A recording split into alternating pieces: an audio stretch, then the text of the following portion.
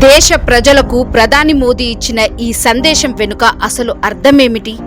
Petrol తగ్గించండి, బంగారం కొనుగోళ్లను జాగ్రత్తగా చేయండి, విదేశీ టిప్స్ తగ్గించండి అని ఎందుకు చెప్తున్నారు? ఇది సాధారణ సూచన లేక భవిష్యత్తులో రాబోయే ఆర్థిక యుద్ధానికి హెచ్చరిక? ఇప్పుడు ఈ విషయం గురించి తెలుసుకుందాం. ప్రపంచం మొత్తం యుద్ధాల అంచున నిలబడి ఉంది. ఒకవైపు రష్యా ఉక్రెయిన్ యుద్ధం, మరోవైపు మధ్యప్రాచ్య ఉద్రిక్తతలు, ఇంకోవైపు చైనా తైవాన్ టెన్షన్స్.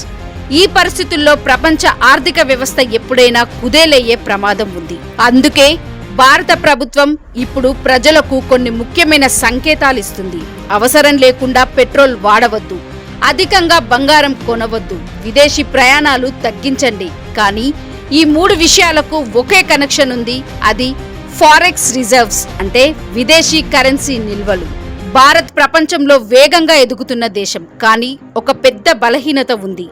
మన దేశం ఉపయోగించే క్రూడ్ ఆయిల్లో దాదాపు 85% విదేశాల నుంచి దిగుమతి అవుతుంది. అంటే మనం ప్రతిరోజు కోట్ల డాలర్లు విదేశాలకు పంపుతున్నాం. పెట్రోల్ డీజిల్ ధరలు పెరిగితే దేశ ఆర్థిక వ్యవస్థపై భారీ ఒత్తిడి పడుతుంది. ఒకవేళ ప్రపంచ యుద్ధం లేదా గ్లోబల్ క్రైసిస్ వస్తే ఆయిల్ ధరలు ఒక్కసారిగా ఆకాశాన్ని తాకుతాయి. అప్పుడు ఏమవుతుంది? పెట్రోల్ ధరలు పెరుగుతాయి, ట్రాన్స్పోర్ట్ ఖర్చులు పెరుగుతాయి, వస్తువుల ధరలు పెరుగుతాయి, రూపాయి బలహీనపడుతుంది, దేశ ఆర్థిక వ్యవస్థ ఒత్తిడిలో పడుతుంది. అందుకే ఇప్పుడు నుంచే ప్రభుత్వం ప్రజలను సేవ్ మోడ్లోకి తీసుకెళ్లాలని చూస్తుంది. భారత్ ప్రపంచంలో అత్యధిక బంగారం కొనుగోలు చేసే దేశాలలో ఒకటి. ప్రతి సంవత్సరం లక్షల కోట్ల రూపాయల బంగారం విదేశాల నుంచి దిగుమతి అవుతుంది. అంటే మన డబ్బు మన దేశంలో కాకుండా బయటికి వెళ్తుంది. ప్రపంచ సంక్షోభ సమయంలో దేశానికి అత్యంత ముఖ్యమైనది ఏమిటంటే డాలర్ నిల్వలు. అవి తగ్గిపోతే దేశం ఎగుమతులు చేయలేని పరిస్థితి వస్తుంది. శ్రీలంకలో జరిగిన ఆర్థిక సంక్షోభం గుర్తుందా? విదేశీ మారక నిల్వలు ఖాళీ అవడంతో ఇంధనం, ఆహారం కూడా కొరత ఏర్పడింది. భారత్ అలాంటి పరిస్థితికి ఎప్పుడు వెళ్లకూడదనే ముందస్తు జాగ్రత్తలు ఇప్పుడు తీసుకుంటుంది.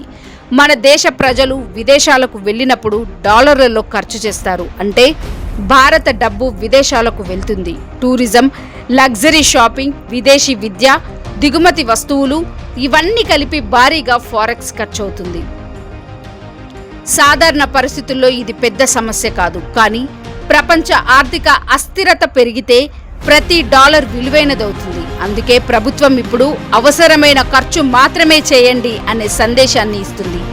సరిహద్దుల్లో సైనికులు దేశాన్ని కాపాడుతారు, కానీ ఆర్థిక సంక్షోభ సమయంలో దేశాన్ని నిలబెట్టేది ప్రజల క్రమశిక్షణ మాత్రమే. అవసరం లేని ఖర్చులు తగ్గించడం, దేశీయ ఉత్పత్తులు ఉపయోగించడం, ఇంధనం ఆదా చేయడం, విదేశీ వస్తువులపై ఆధారపడకపోవడం, ఇవి చిన్న విషయాల్లా కనిపించినా దేశ ఆర్థిక భద్రతకు ఇవే పెద్ద బలం. ప్రపంచం మారుతుంది.